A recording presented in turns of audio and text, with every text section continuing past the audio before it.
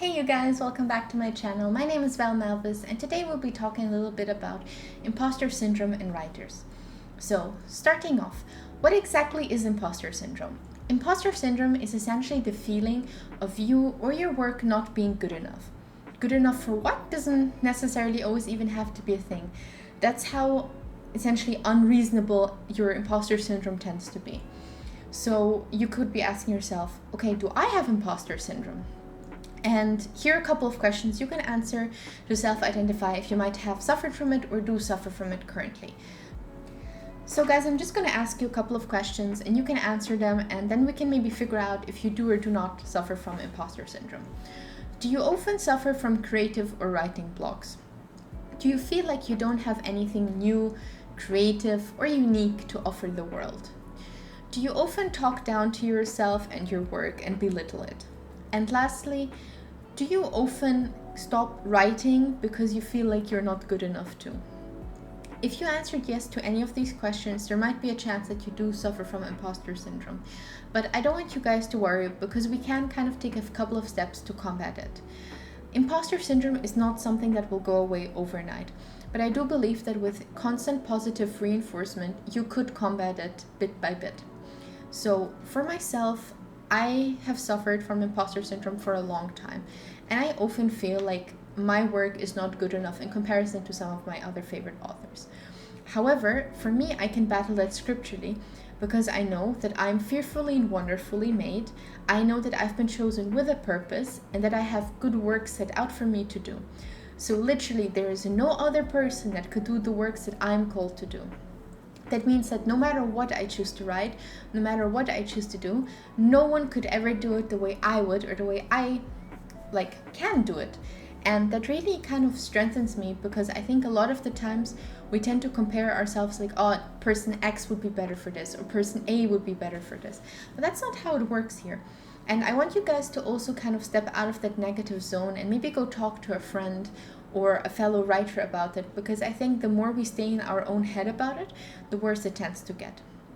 So for you, I just wanted to tell you guys a couple of things that I think every writer with or without imposter syndrome kind of needs to hear.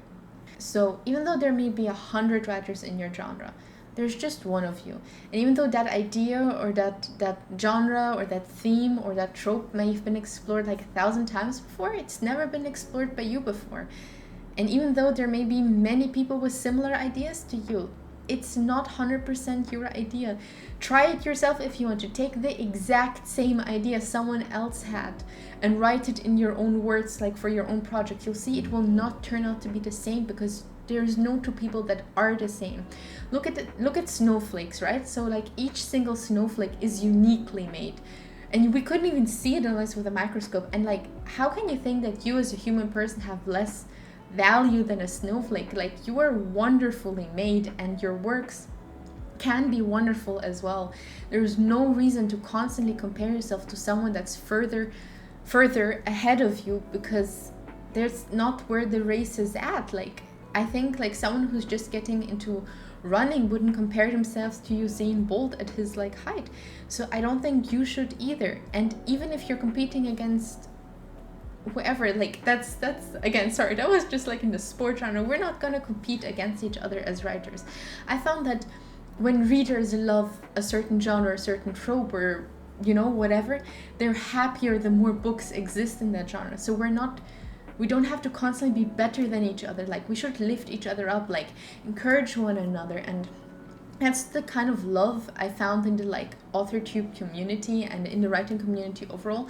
And it's so incredibly positive. And I think that positivity you can accept for yourself as well. Like, okay, my writing has value. It's good enough, and not to always hold yourself back based on like your perception of yourself, because I found that the perception we have of ourselves is often the most unreliable one, whether positive or negative. So again, I just want you guys to know, not just as a writer, but as a person, you're literally the only one like you, and you're great the way you are. That's actually already it for today, guys. I kind of just had a more positive note I wanted to share with you guys, and I hope that together, we can beat imposter syndrome every little bit. And yeah, have a wonderful day, you guys. Bye!